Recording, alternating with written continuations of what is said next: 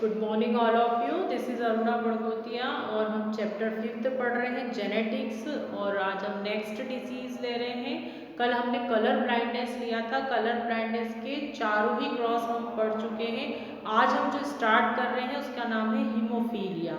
Haemophilia की जो disease होती है वो सेक्स लिंक्ड डिसीज है। अगर आपसे क्वेश्चन पूछते हैं what is sex linked disease तो आपको पता होना चाहिए विद एग्जाम्पल।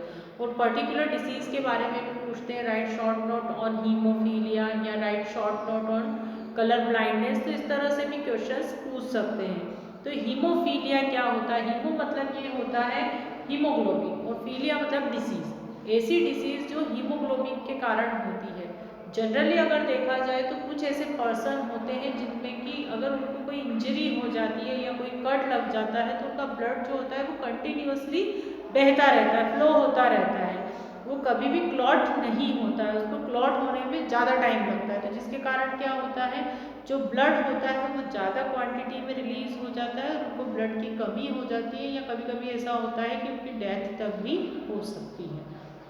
तो इसका क्या रीज़न होता है कि इन पर्सन्स में टाइम पीरियड जो होता है उनमें चेंज होता है। जनरली अगर देखा जाए तो 1 से 1 मिनट या 2 मिनट के अंदर अंदर हमारा ब्लड क्लॉट हो जाता है। पर कुछ ऐसे पर्सन्स होते हैं जिनमें नहीं होता है, तो उनका रीज़न होता है हीमोफीलिया।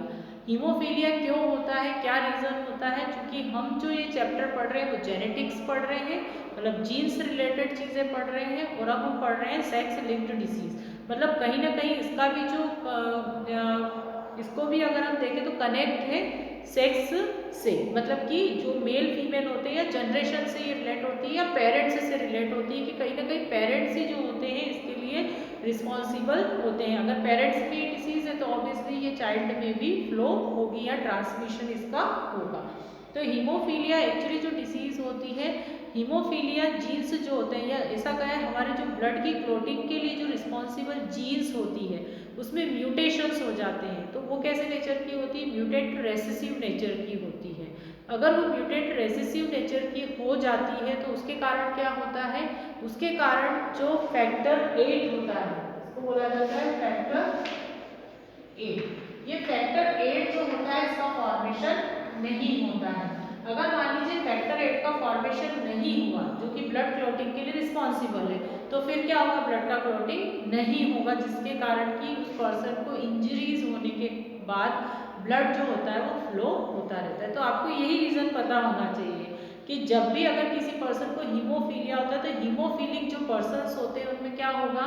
हीमोफिलिक पर्सन्स में जनरली जो जीन्स होती हैं जो कि म्यूटेंट रेसेसिव हो जाती है, और म्यूटेंट रेसेसिव होने के कारण वो फैक्टर 8 का फॉर्मेशन नहीं करती है। और ये फैक्टर 8 किसके लिए रिस्पॉन्सिबल होता है? ये फैक्टर 8 रिस्पॉन्सिबल होता है ब्लड क्लोटिंग के लिए। तो ब्लड का क्लॉट होता ही नहीं ऑब्वियसली, तो ऐसे पर्सन का ब्लड फ्लो होता रहता है और वो रुकता नहीं। तो अगर हम देखें तो इसमें हम जो क्रॉस बनता है तो इसका क्रॉस लिया है जिसमें कि जो कैरियर फीमेल है, मतलब फीमेल जो होती है वो इस जीन्स को कैरी करती है। और नॉर्मल मेल, मतलब कि अगर ऐसी फीमेल की मैरिज हम नॉर्मल मेल से करते हैं तो जो क्रॉस बनता है वो क्या बनेगा? X H. चूंकि ये कैरियर है, टोटली ये हीमोफिलिक नहीं है। अगर ये टोटली हीमोफिलिक होती तो ये वाले एक्स पर भी एच लगा होता। तो एक्स एच एक्स के साथ अगर होगा कंबाइंड तो एक्स एच एक्स, मतलब कि ये फीमेल जो होगी कैसी होगी? कैरियर होगी। एक्स एच का वाई के साथ करेंगे तो हीमोफिलिक मेल होगा, मतलब ऐसे मेल जो होते हैं वो टोटली हीमोफिलिक होते हैं। एक्स का एक्स के साथ करेंगे क्रॉस तो डबल एक्स, मतलब कि ये जो फीमेल होगी वो कैसी होगी? नॉर्मल होगी। एक्स का वाई के साथ करेंगे तो ये क्या होगी? होगा नॉर्मल मेल होगा। तो यहाँ पर भी अगर हम देखें तो जो क्रॉस बनता है तो इसमें क्या होता है? 50% जो बॉयज होंगे वो सिंपल होंगे और 50% जो होंगे वो कैसे होंगे? हीमोफिलिक होंगे। और 50% जो फीमेल होंगी वो कैसी होगी? कैरियर होगी। 50-50% का रेशो अगर हम मानते हैं तो 50% जो फीमेल होगी वो कैसी होगी? हीमोफिलिक होगी और 50% फीमेल नॉर्मल होगी। 50% मेल जो होंगे सॉरी कैरियर होगी और 50% मेल जो होंगे वो हीमोफिलिक होंगे और जो 50% मेल है वो नॉर्मल होंगे। तो इस तरह का रेशो इसमें बनता है। इसको अगर हमको देखना है तो हम जो प्रिंस फैमिली है उसमें देख सकते हैं जो विक्टोरिया क्वीन विक्टोरिया जो है उनके जो दोनों गर्ल चाइल्ड है वो कैरियर है इसके लिए, उनका जो बेटा है वो टोटली हीमोफिलिक है। इसके लिए क्रॉस है तो ये इतना इम्पोर्टेंट नहीं है। तो ये मैंने आज आपको हीमोफीलिया बता दिया। हीमोफीलिया के बाद जो हमको पढ़ना है वो नेक्स्ट है dominant sex linked disease. Dominant sex linked disease क्या होती है? जनरली अगर देखा जाए तो जो सेक्स लिंक्ड जीन्स होती है वो कभी कभी क्या करती है कि डिसीज़ उत्पन्न करती है, मतलब डिसीज़ को डेवलप कर देती है। और क्या होती है? वो रेसेसिव होती है, जिसके कारण क्या होता है, जो फीमेल्स होती हैं उसकी अपेक्षा मेल में सबसे ज़्यादा डिसीज़ होती है। अगर मान लीजिए सेक्स लिंक्ड डिसीज़ में अगर किसी प्रकार का कोई डिस्टर्बेंस हो जाता है तो वो रेसेसिव नेचर की होती है, मतलब ग्रहण करने वाली अप्रभावी होती है, जिसको रेसेसिव हम बोलते हैं। डोमिनेंट और रेसेसिव आपको पता ही होगा। तो उस कारण से जो मेल होते हैं उनमें ये डिसीज़ ज़्यादा होगी। पर इसके अपोजिट अगर हम देखें तो कभी कभी क्या होता है कि जो सेक्स लिंक्ड जीन्स होती है वो कभी कभी डोमिनेंट नेचर की भी हो जाती है। और अगर डोमिनेंट नेचर की हो जाती है तो फिर ये क्या करती है, अपना इफेक्ट ज़्यादा दिखाती है। तो उसके कारण क्या होता है, कुछ ऐसे डिसीज़ होते हैं जैसे कि जो मेल होते हैं उनके इनेमल्स जो होते हैं, मतलब कि वो पूरी तरीके से ख़राब होते हैं, या इनेमल में ये चीज़ दिखती है। इनेमल आप समझते हो कि जो टीथ का ऊपर वाला पोर्शन होता है वो, तो मतलब टीथ इससे इफेक्ट हो सकते हैं।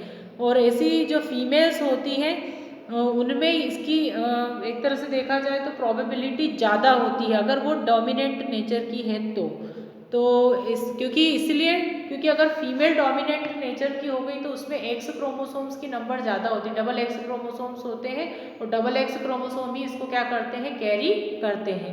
तो इसको हम बोलते हैं डोमिनेंट सेक्स लिंक्ड जीन्स। कुछ जीन्स ऐसी होती है जो डोमिनेंट नेचर की होती है और उनका इफेक्ट ज़्यादा दिखता है, तो डबल दिखता है, एक तरह से देखा जाए तो ज़्यादा दिखता है। क्यों दिखता है? क्योंकि फीमेल्स जो होती है उनमें डबल एक्स क्रोमोसोम्स होते हैं। और नेक्स्ट है इनकम्प्लीट जो सेक्स लिंक्ड जीन्स होते हैं। अब इनकम्प्लीट का मतलब क्या होता है, कुछ जीन्स ऐसे होते हैं जैसे एक्स और वाई क्रोमोसोम्स में एक तरह से होमोलोगस सेगमेंट्स पर ही प्रेजेंट होते हैं। अब होमोलोगस का मतलब क्या होता है, जो एक साथ प्रेजेंट हो।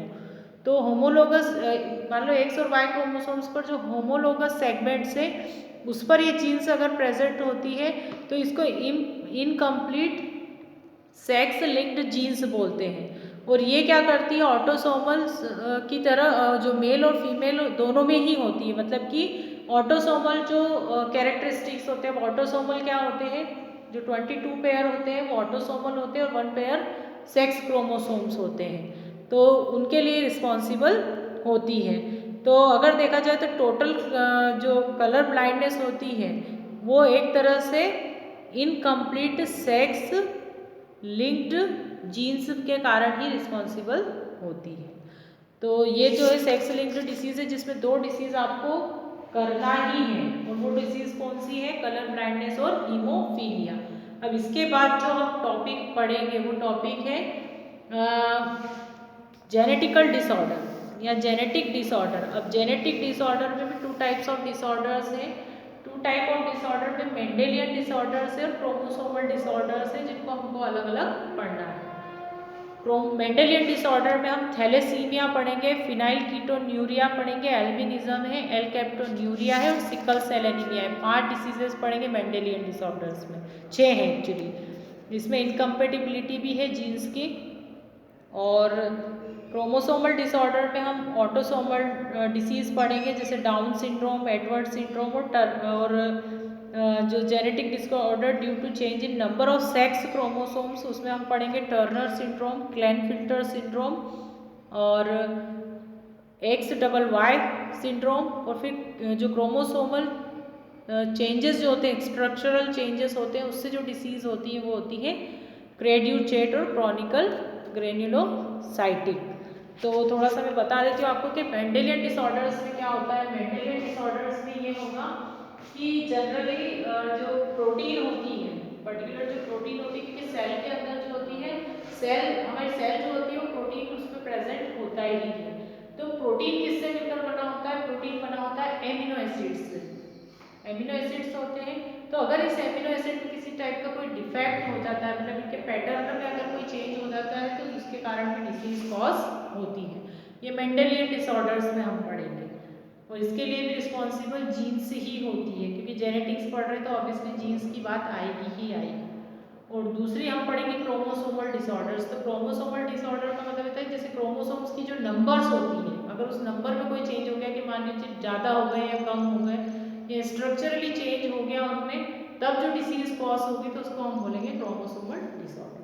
तो ये दोनों हमको पढ़ना है। आज जो चीज़ हीमोफीलिया आपको एक्सप्लेन कर दिया है और ऑलमोस्ट डन हो जाएगा चैप्टर, बस जेनेटिकल डिसऑर्डर्स ही बचे हैं इसमें।